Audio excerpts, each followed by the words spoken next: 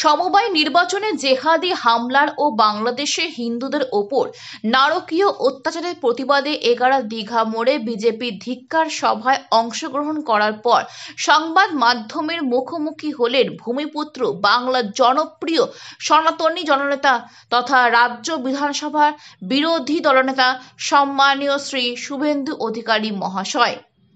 পশ্চিমবঙ্গের দুই বিধানসভার লিস্টে জঙ্গির নাম, মানে ভোটার লিস্টে জঙ্গির নাম। জঙ্গিদের সরকার তো শুধু ভোটার লিস্টের নাম নয়, আজকে ক্যানিং শকত মোল্লা বিখ্যাত ক্যানিংয়ে সেখানে জাভেদ মুন্সি ধরা পড়েছে, কাশ্মীরের পুলিশ এসে ধরে নিয়ে গেছে।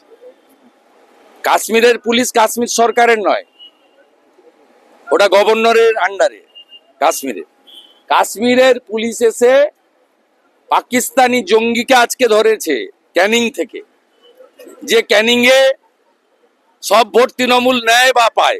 যেমন জেঠথানে গত লোকসভা ভোটে যেখানে লুট করলো ভোট, সেখানে 2টা ভোট সিপিএম পেয়েছে, বাকি সব ভোট তৃণমূল পেয়েছে। ওখানে আরেক জঙ্গি আয়ুব, গোটা রাজ্যটাই জঙ্গিদের হাতে, গোটা রাজ্যটাই জঙ্গিদের হাতে। এখানে পরিচয়পত্র বানিয়ে কি বড় ধরনের নাশকতার কোনো ছক ছিল? এরা ভোট দেয় তো। আমরা 2,33,27,000 ভোট পেয়েছি, সবটা হিন্দুদের ভোট এবং জনজাতিদের ভোট।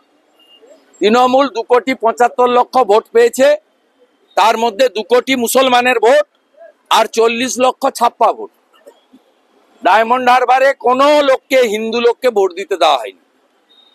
কেশপুরে কোনো হিন্দু ভোট দিতে পারেনি। পিংলার একটা মন্ডলে কোনো হিন্দু ভোট দিতে পারেনি। জেঠথানে একটা বুথে 727 তৃণমূল, 2 সিপিএম আর বিজেপি 0। এই মডেল, এখানে জঙ্গিদের সরকার চলছে। জঙ্গিদের সরকারের মুখ হচ্ছে সিদ্দিকুল্লাহ আর ফিরহাদ হাকিম, আর মুখোশ হচ্ছে মমতা ব্যানার্জি। আজকে ফিরহাদ হাকিম বলছে যে যেখানে বিএসএফ ঠিক মতন গার্ড দিচ্ছে না বা কেন্দ্রীয় স্বরাষ্ট্র মন্ত্রক, ওরা আগে জমি দিক, তারপরে বিএসএফ এর উপরে আঙ্গুল তুলবে। 72টা জায়গায় বিএসএফ কে জমি দিচ্ছে না। মোট বাংলাদেশ ভারতের বর্ডার হচ্ছে 4000 কিলোমিটার। তার মধ্যে মেঘালয়, ত্রিপুরা, আসাম বাদ দিলে পশ্চিমবঙ্গে হচ্ছে 2200 কিলোমিটার। 2200 কিলোমিটারের মধ্যে মমতা ব্যানার্জি এবং এর আগে সিপিএম জমি দিয়েছে, মোট যা জমি দিয়েছে 931 কিলোমিটারে, স্থল এবং জল মিলে সেখানে জমি দেওয়া হয়নি। ফিরহাদ হাকিম একটা অশিক্ষিত। ফিরহাদ হাকিম আগে জমি যা চেয়েছে ভারত সরকার দিয়ে দিক, তারপরে বিএসএফ যদি কাঁটাতার দিতে না পারে, অনুপ্রবেশ আটকাতে না পারে, তখন কথা আওয়াজ তুলবেন, আমরাও সঙ্গ দেব। আমরা কেউ ভুল করলে তাকে গার্ড করি না।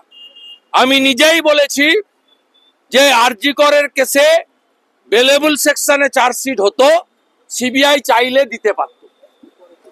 তা সিবিআই মানেই তার সব কাজকে সমর্থন করতে হবে, বিএসএফ মানেই তার সব কাজকে সমর্থন করতে হবে, এটা আমরা ভারতীয় জনতা পার্টি বলে না, আমরা পশ্চিমবাংলার জনপ্রতিনিধিরা বলি না। আমরা কালোটা কালো বলি, সাদাটা সাদা বলি। আগে জমি দিন বিএসএফ কে, তারপরে লেকচার মারবে।